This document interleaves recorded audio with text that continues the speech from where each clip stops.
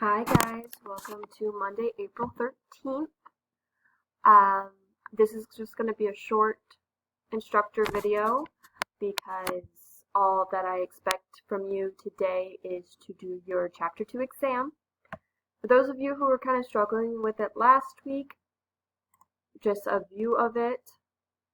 Obviously this is a teacher view, not a student view, but hopefully it's sort of similar. I've never been on the student side of Google Classroom, so bear with me.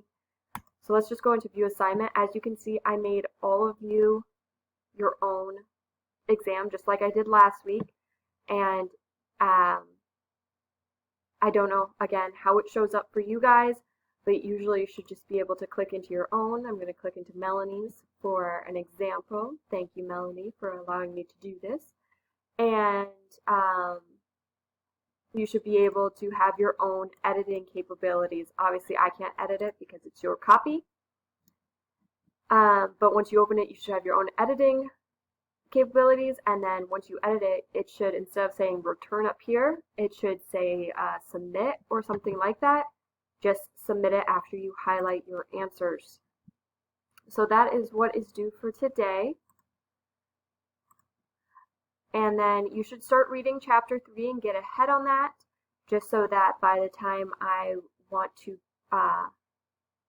present the video tomorrow, you have it read. Remember that I did assign it, or at least I think I instructed you to maybe start ahead on it on Thursday because of the short week, so hopefully maybe you've already been reading it. If not, get that chapter read. It's a pretty interesting chapter, and we'll discuss it tomorrow.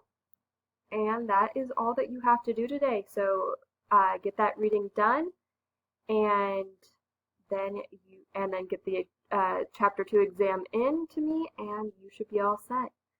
So have a good Monday.